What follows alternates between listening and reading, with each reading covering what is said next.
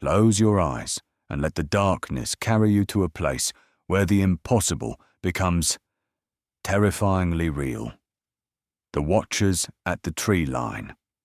The Peterson family had always loved their isolated farmhouse in rural Montana. Surrounded by dense forests and rolling fields, it was their peaceful sanctuary, far from the noise of civilization. But one crisp October evening, their paradise transformed into something they could never have imagined, and their lives would never be the same. 10-year-old Emma Peterson was the first to see them. She had been drawing by her bedroom window, watching the sunset paint the sky in shades of orange and purple, when she noticed the figures standing motionless at the edge of the tree line. At first, she thought they might be hunters or hikers, but something about them made her stomach turn. Their proportions were subtly wrong in ways her young mind struggled to process. Too tall, impossibly thin, with limbs that seemed just a fraction too long.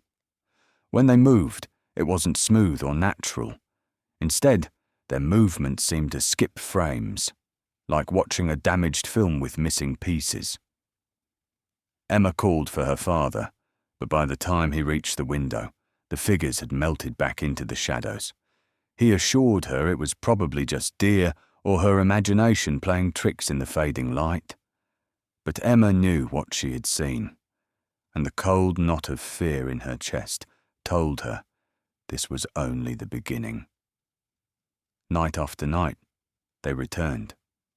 Each evening, as twilight descended upon the farm, the figures would emerge from the forest, standing in that same eerie stillness.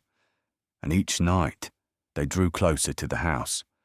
First, they were at the tree line, barely visible in the distance. Then, they were at the edge of the cornfield. Then, at the fence. Then, in the yard itself, their alien silhouettes stark against the darkening sky. The family's 3 dogs, usually brave and territorial, refused to go outside after dark. They would whine and cower by the door, their eyes wide with the primal fear that animals possess when confronting something fundamentally wrong. The livestock fell into an unnatural silence whenever dusk approached. The chickens wouldn't leave their coop, and the horses pressed themselves into the far corner of their stable, trembling. Emma's father, a practical man who had never believed in anything he couldn't touch or see, sat up night after night with his hunting rifle across his lap. His hand shook as he watched those figures through the window, his rational mind struggling to explain what his eyes were showing him.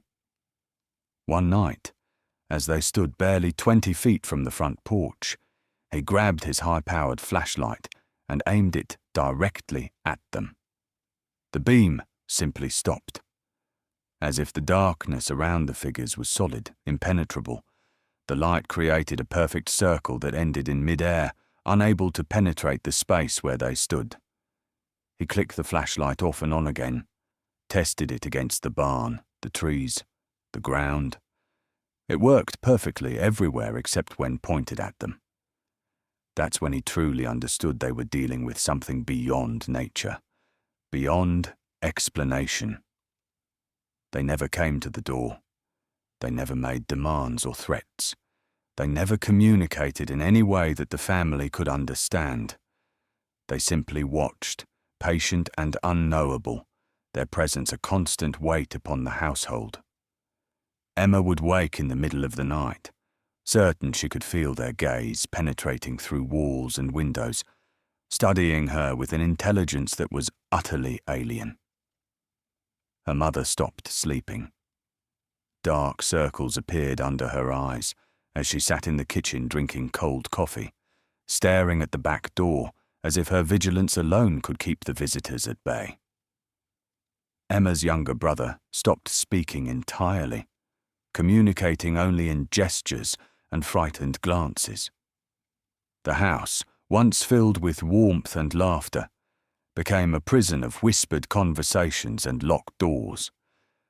After 3 weeks of this silent siege, the family could take no more.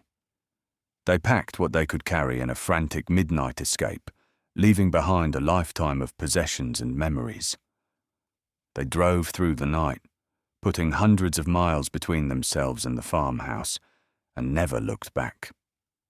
The next day, Emma's father returned with the county sheriff and 2 deputies, armed and prepared for anything. But the farm stood exactly as they had left it, peaceful and undisturbed in the bright morning sun. There were no footprints in the soft earth of the yard where the figures had stood. No traces in the grass, no broken branches, no evidence whatsoever that anyone or anything had been there. The sheriff suggested stress, isolation, perhaps shared delusion or carbon monoxide poisoning.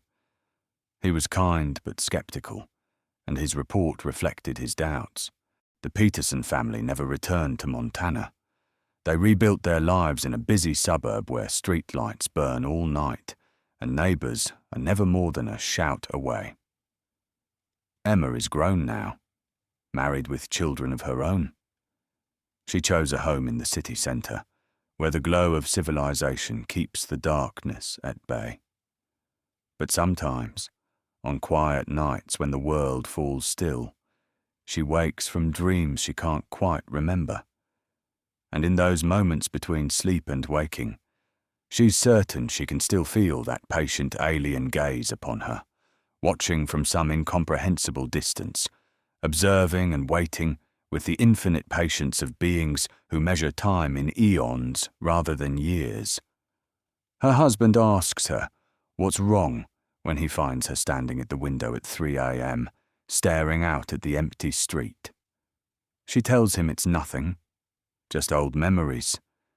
But she never shares what she's really thinking, that maybe they never stopped watching, that maybe distance means nothing to them, that maybe some encounters are never truly over but merely paused, waiting for a moment we cannot predict or prevent. As you drift into sleep tonight, remember that some mysteries are never solved, some visitors never truly leave, and some watching eyes remain open in the darkness, patient and eternal, waiting for reasons we may never understand.